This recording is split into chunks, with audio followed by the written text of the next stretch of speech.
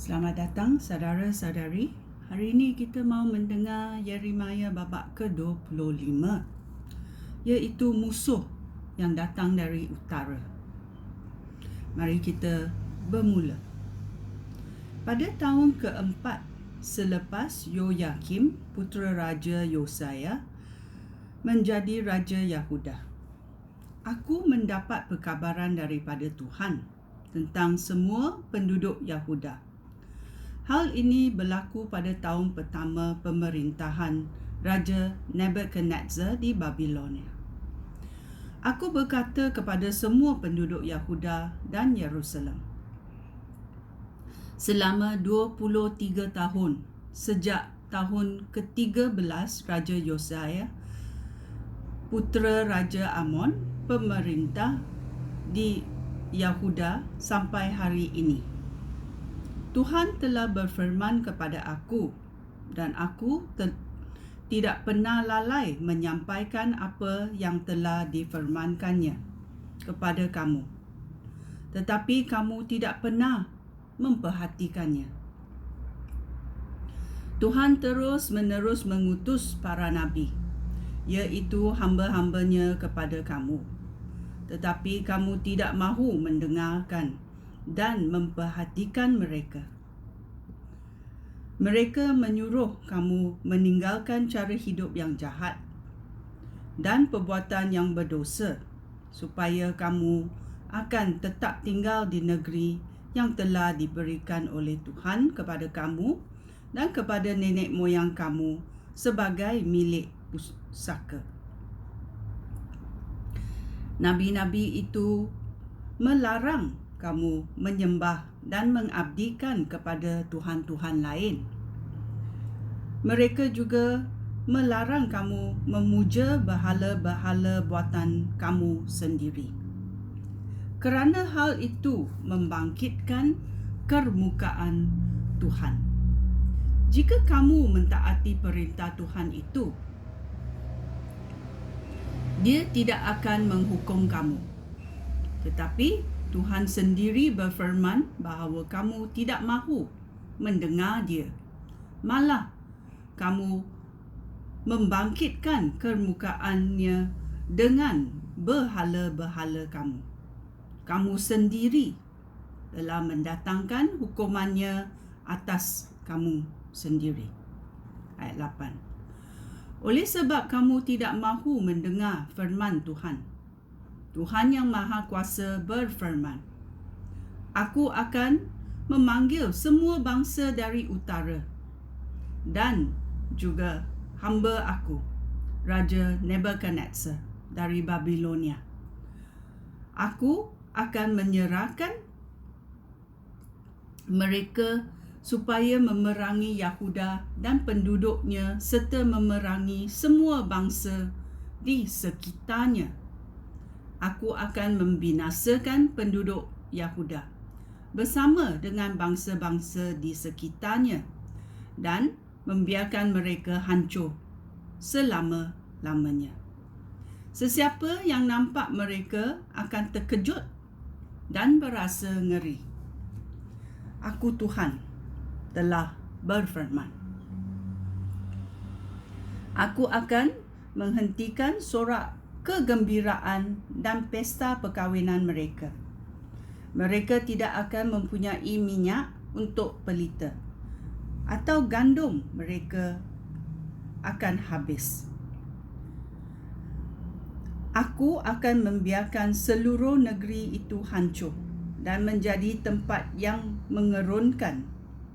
Bangsa-bangsa di sekitarnya akan mengabdi kepada Raja Babilonia selama 70 tahun.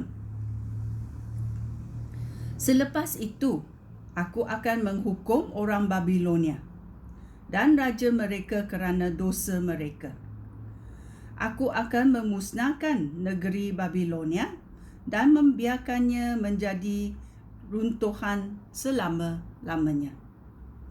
Aku akan menghukum Babilonia dengan semua bencana yang telah aku rancang untuk ditimpakan kepada bangsa-bangsa ketika aku berfirman melalui Yeremia,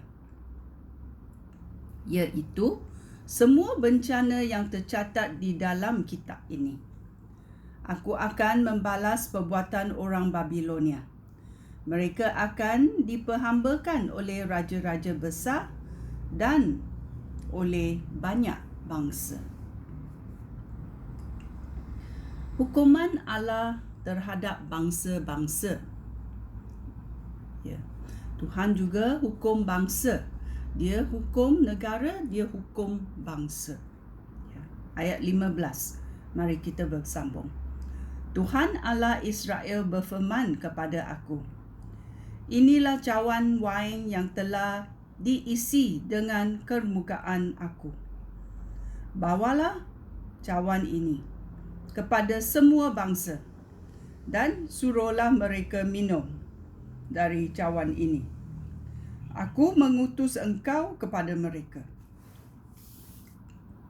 Apabila mereka minum dari cawan ini, mereka akan terhuyung hayang dan hilang akal kerana peperangan yang aku datangkan kepada mereka. Oleh itu, aku mengambil cawan itu daripada tangan Tuhan, lalu pergi kepada semua bangsa. Tuhan telah mengutus aku kepada mereka. Kemudian aku memberi mereka minum dari cawan itu. Yerusalem dan semua kota di Yahuda bersama dengan raja-raja dan para pemimpin mereka disuruh minum daripada cawan itu sehingga mereka menjadi seperti gurun yang mengerikan. Nama mereka akan digunakan sebagai kutuk seperti yang berlaku sampai hari ini. Inilah senarai nama orang lain yang harus minum dari cawan itu. Raja Mesir, para pegawai dan pemimpinnya, semua orang Mesir dan semua bangsa asing di Mesir, semua raja di tanah Us, semua raja Filistin di kota Askelon, Gaza, Ekron, dan semua yang masih hidup di Asdod, semua orang Edom, Moab, dan Amon, semua raja di Tirus dan Sidon, semua raja di kawasan pantai Laut Tengah, kota Dedan, Tema, dan Bus, semua orang yang memendekkan rambut mereka, semua raja Arab, semua raja suku yang tinggal di gurun, semua raja di Zimri, Ilam, dan Madai, semua raja di utara, jauh dan dekat, semua seorang demi seorang, semua bangsa di seluruh muka bumi mesti minum dari cawan itu. Orang terakhir yang mesti minum dari cawan itu ialah Raja Babilonia. Kemudian Tuhan berfirman kepada aku, beritahulah semua orang itu bahawa aku Tuhan yang Maha Kuasa, Allah Israel, memerintahkan mereka minum sampai mabuk dan muntah. Mereka akan jatuh dan tidak dapat bangun lagi kerana peperangan yang aku datangkan kepada mereka. Jika mereka tidak mahu mengambil cawan itu dari tangan kamu dan tidak meminumnya, beritahulah mereka bahawa Tuhan yang Maha Kuasa telah berfirman bahawa mereka tetap diwajibkan minum dari cawan itu. Aku akan memulakan pemusnahan itu di kota aku sendiri. Adakah mereka menyangka bahawa mereka tidak akan dihukum? Mereka tentu akan dihukum kerana aku akan mendatangkan peperangan kepada semua bangsa di seluruh bumi. Aku Tuhan yang Maha Kuasa telah berfirman. Hai Yeremia, semua yang aku firmankan kepada kamu harus engkau isytiharkan. Engkau mesti berkata kepada mereka, Tuhan akan mengaum dari syurga. Dia akan menguntuh dari kediamannya yang suci. Dia akan bergemuruh melawan umatnya. Dia akan memekik seperti orang yang memeras buah anggur. Setiap orang di bumi akan mendengarnya. Sampai ke hujung bumi, suaranya bergema. Tuhan mengajukan perkara terhadap bangsa-bangsa. Dia akan mengadili semua orang dan membinasakan orang jahat. Tuhan telah berfirman. Ayat 32, Tuhan Yang Maha Kuasa berfirman bahawa bencana akan menimpa bangsa demi bangsa dan badai sedang berkecamuk di hujung-hujung bumi. Pada hari itu, mayat orang yang dibinasakan oleh Tuhan akan bergelimpangan di seluruh muka bumi. Mereka tidak akan diratapi, tidak pula diangkat untuk dikuburkan, melainkan dibiarkan sahaja di tanah seperti timbunan baja. Menangislah, hai para pemimpin, kamu yang menjadi gembala umat aku. Menangislah kuat-kuat, merataplah dan berguling-gulinglah dalam debu, kerana sudah tiba masanya kamu dibantai. Kamu akan disembelih seperti domba jantan. Kamu pasti tidak dapat menyelamatkan diri.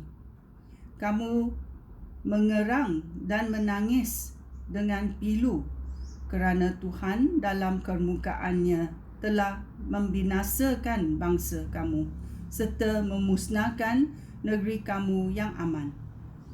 Tuhan telah meninggalkan umatnya seperti singa yang meninggalkan guanya. Kedahsyatan peperangan dan kemurkaan Tuhan telah mengubah negeri itu menjadi gurun. Kemurkaan Tuhan telah mengubah negeri itu menjadi gurun. Ya. Ini adalah musuh yang akan datang kerana diperintahkan oleh Tuhan.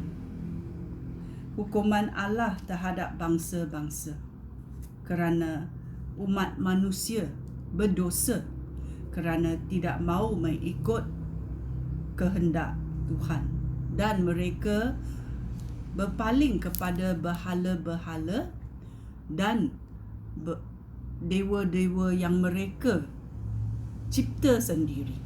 Ini sangat memberi kemarahan kepada Tuhan Yang Maha Kuasa. Ya.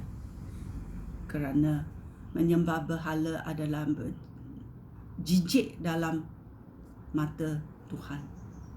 Ini adalah akibat umat manusia sendiri.